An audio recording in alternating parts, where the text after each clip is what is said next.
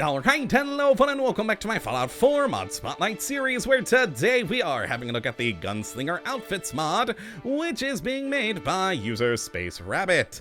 And what this glorious little piece of work looks to add into the game is a whole variety of different Gunslinger outfits for you to roll around the Commonwealth in.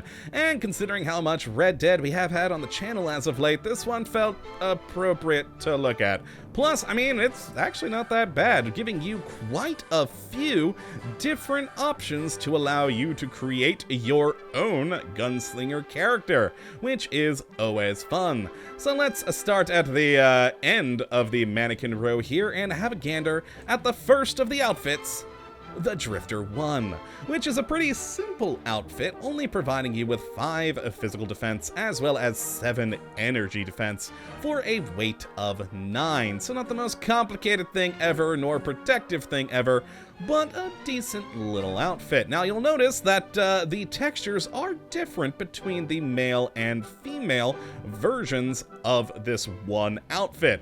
Little odd, but I can roll with it. And another thing is, we then have a number of different Drifter outfits, along with this one, that all have the same stats. For instance, let's move on to the Drifter 2, which still has that same 5 physical, 7 energy, and 9 weight that you had on the Drifter 1, just again with the 2 different textures for male and female.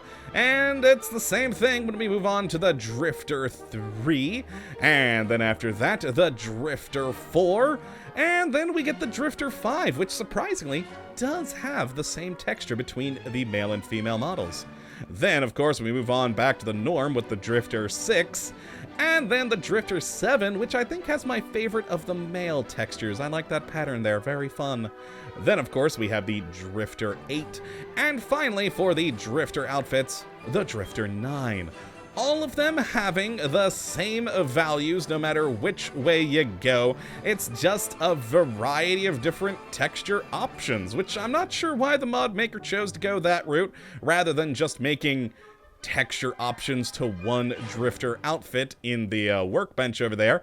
But yes, they chose the route of 9 separate outfits for you to choose from. But that's not all we get. We do, of course, also have a lovely cowboy hat, which is the Sombrero Blanco. Now again, stat-wise, it's not crazy here. You're going to get a +1 to your charisma for a weight of 0.5. So not the greatest thing ever, but hey, it's a cowboy hat. And then after that, we also have the Gunslinger Torso, which is just, in fact, the normal leather torso armor in the game, but the mod maker has taken it with its 3 physical and 10 energy damage resistance for 5 weight, and added a number of texture options to it. Specifically, technically, 7. Really, there's 6. 2 of them are kind of the same. In fact, it's either none or one of the name textures. But still, you get some fun texture options here. I think probably this one and this one are my 2 favorite, though this is a close contender with all the additional buttons and whatnot on it. Very nice indeed. Now, as for how you do get your hands on any of these lovely pieces of work, well, you're gonna have to cheat. There is no way to get them normally in the game at the moment. Hopefully that does get added in down the road. This is, in fact, this mod maker's first mod release, so that probably explains a few things that we have here. But yes, you are gonna have to use the console to get these. But once you do, you can then go to any armor workbench in the world and mess around with them. Now, as for the Drifter outfits, they all have the same modifications, where you have the miscellaneous category, where you can add things like the usual lighter build, padded, pocketed, etc. And then we also have the weave category, where you can add in all the way up to Mark 5 ballistic weave, actually giving this thing some half-decent damage resistances compared to its normal outfit stats.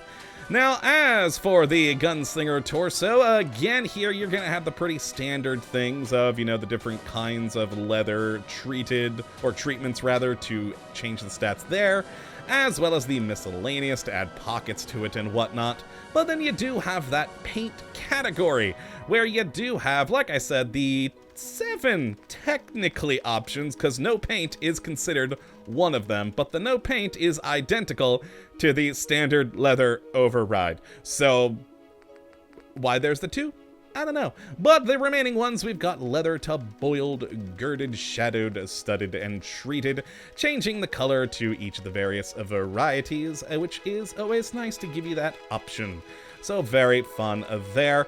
And sadly, there is nothing we can do to the hat. It would be awesome to add some ballistic weave into that thing, but unfortunately, that is not a possibility. But you can put it all together to make yourself a fancy little gunslinger outfit, which I very much do enjoy.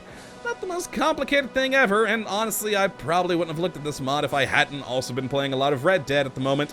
But you know what, it's not that bad. It's always nice getting additional texture options for outfits in the game, because, well, who doesn't want to make themselves look exactly how they want themselves to look? It's just always fun. So if you would like to have a look at this mod for yourself, which I'd certainly recommend you go and do, you can have a look at the link in the description as per usual. But that is going to be it for today, my friends. I hope you all have enjoyed and that you do come back for the next one. Hopefully, we'll be looking at yet another wonderful mod. But until that time, thank you for watching. And as always, have a good one.